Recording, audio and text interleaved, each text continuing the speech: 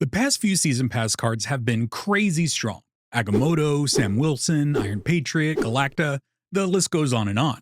When you look at that list, Captain Carter doesn't really stand out like the others, which makes the decision of buying the Season Pass a bit more complicated, especially if you only care about the card featured in it and not all the other bells and whistles.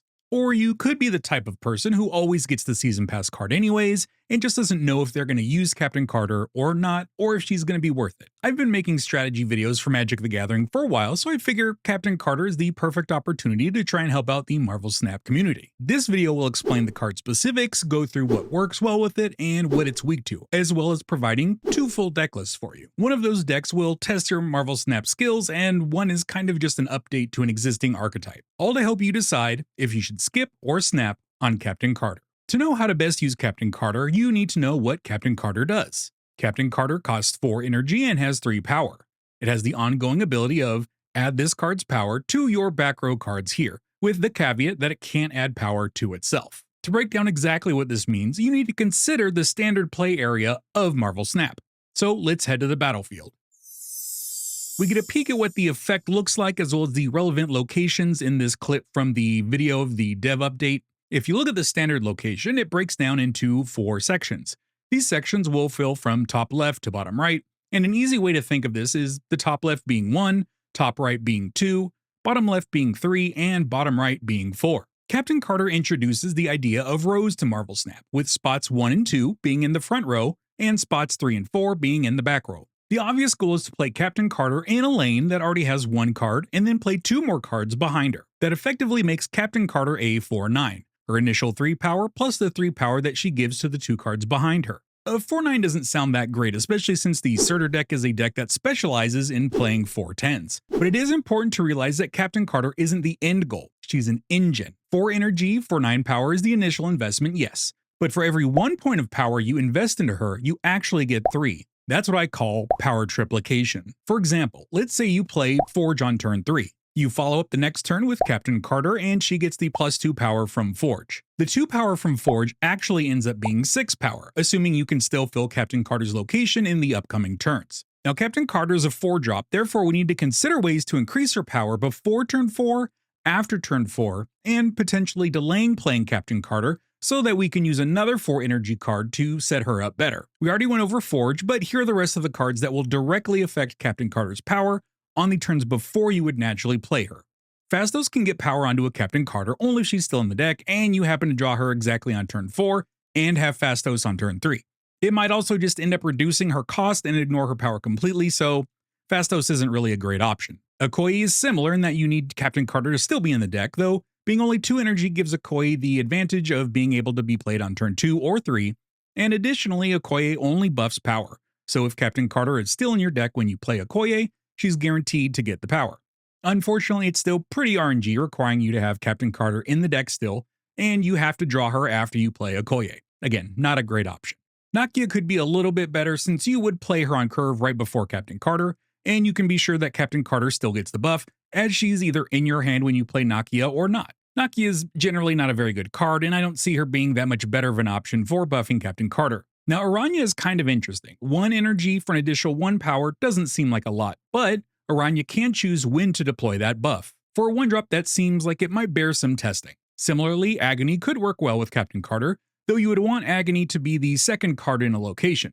If it's the 1st or in the 1 spot, Captain Carter will merge into the 1 spot and then require another card before the back row starts to get filled. Cerebro is, well, it's Cerebro. And technically you can buff Captain Carter with Cerebro, but then the cards behind Captain Carter also get the buff, and then Captain Carter loses the Cerebro buff, which removes the buff from the back row, which then means Captain Carter gets the buff back. Wait, is Cerebro and Captain Carter an infinite loop? Does it just break the game? America Chavez is a completely random option, hoping Captain Carter is on the top of your deck when you play America Chavez. It is not a great option, unless you also plan on running the ongoing All-Star Howard the Duck.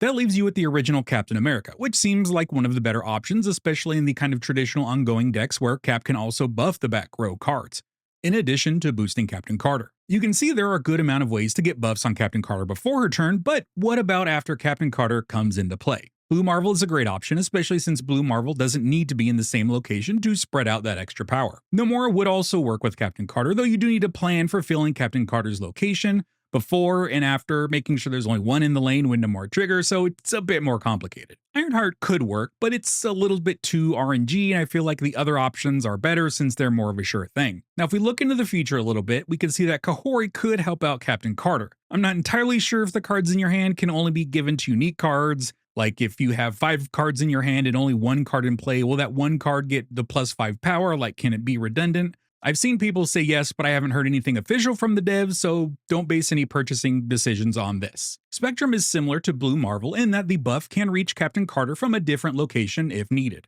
Then we come to the gruesome twosome of Iron Man and Onslaught, which I think just does insane stuff together with Captain Carter. And I don't even want to try to figure out how big a lane with the original Captain America, Captain Carter, Iron Man, and Onslaught will get. It's probably like a billion. If you know, let me know in the comments and be sure to show your math. There are a few cards that may want you to delay playing Captain Carter until 5 instead of on curve on turn 4.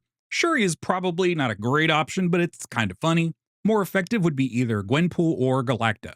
Galacta's additional 3 power onto Captain Carter actually turns into 9 power if we remember that 1-to-3 ratio from earlier. Depending on hand size, Gwenpool has the potential to turn 3 hits on Captain Carter into a whopping 18 power. That's obviously the best case scenario, but even 1 hit from Gwenpool is still pretty good because other cards will still get the buff. Which is not to say that Captain Carter doesn't have a substantial amount of challenges in front of her. For example, the flip side of investing 1 power for 3 is that if you afflict her, you actually inflict her for up to 3. All that good plus power stuff, it's the exact opposite for afflict, which means that in certain metas, Luke Cage could prove to be Captain Carter's best friend. Additionally, if you plan on stacking ongoings like Captain America, Captain Carter, Iron Man, and Onslaught, be prepared to have Enchantress completely blow your ass out. Locations can also play a factor on how good Captain Carter is. Stuff like Onslaught Citadel is obviously good, Muir Island's also pretty good, but locations like Kiln, Space Throne, or the Vault are not as great. Now, all these individual interactions are great, but what does a full deck featuring Captain Carter look like? Well, the first list that I present here is called Captain Namova, which will ideally leverage Namora into triggering onto Captain Carter and a move card.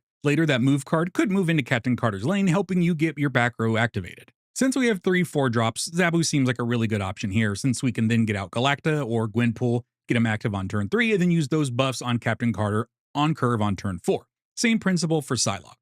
Jeff can take a Namora buff and then help fill out either Captain Carter's lane or another lane where you might need a lot of power. Now, Kraven I'm a bit iffy on. I like the idea that we have all these move cards that can buff Kraven up, and we can get him onto the Captain Carter lane early. Realistically, it's hard to recommend any 2-drop over Iron Patriot, but at this point I'm kind of Iron Patrioted out, so for my initial runs, Kraven it is. Sam Wilson will give you another card to fill Captain Carter's location, though it won't give Captain Carter the shield buff. But buffing Sam and then moving the shield onto Captain Carter's lane on the last turn to fill that back row can still provide a substantial power gain. Rocket and Groot is a solid all-around card that can also help move to fill Captain Carter's lane. Sebastian Shaw is kind of a good 3-drop in this deck that can make use of the Galacta, the Gwenpool, and the Namora triggers. We've discussed previously Galacta, Gwenpool, and Namora. They can all be good to great hitting Captain Carter, but also hitting the plethora of move cards and Sebastian Shaw. Now, finishing off the deck is Dr. Doom, whose primary function is to kind of backfill Captain Carter's lane on turn 6, while still adding strength to other locations. After all, you need to win 2 lanes to win the game. Now, the next deck is an updated version of Ongoing All-Stars. Ant-Man is an Ongoing All-Star staple, getting you that mythical 1 energy for 5 power that only my beloved Martyr can currently provide naturally. The deck runs 3/4 drops again, meaning Zabu's probably really good. Goliath is the card releasing the same day as Captain Carter, but in these spotlight caches. Man, I'm really excited for Goliath, because it seems like he's just a redundant Dazzler, or maybe Dazzler's a redundant Goliath. Either way, 2 energy for like up to 6 or 8 power is a really good rate. Sam Wilson puts multiple ongoing cards on the board, and works just as good with Captain Carter like in the previous Namova deck. We already mentioned how good Captain America can be with Captain Carter. So we'll move right on to Doom 2099, which is probably the best card in the deck, and Captain Carter is probably one of the reasons why Doom 2099 keeps eating nerf after nerf. It just kind of makes sense. Think about it, Doom 2099 will generate multiple tokens with ongoing, helping pressure the other lanes, but also filling in Captain Carter's lane kind of just passively. Man, just imagine all that with 4/2 Doom bots. Moonstone will double up on Ant-Man, Goliath, Dazzler, and Captain America. While Captain Carter will probably win you a lane by herself, Moonstone makes it easier to secure that second lane needed for a win. Iron Man, Blue Marvel, Spectrum, we've gone over earlier, but just as a reminder, they are good with Captain Carter. And there you have it, a deep dive on Captain Carter and 2 complete decks that not just use her, but feature her. Now for me, she's a no-brainer, but I kind of love ongoing piles of cards, and the idea of running like a million versions of Captain's America sounds terrific, so I'm definitely snapping on Captain Carter. I hope this video helped you make a decision on Captain Carter. If it did, don't forget to subscribe to the channel for more Marvel Snap videos like this. If you want to break down like this for Goliath, the other new card coming out this week, click here when that video's done, which I think will be in like a day or two after this video. I also plan on making videos for OTA updates, patches, and in-depth deck guides. That sound appealing? Then come along for the ride, like the video, subscribe, because Marvel Snap is about to get crazy.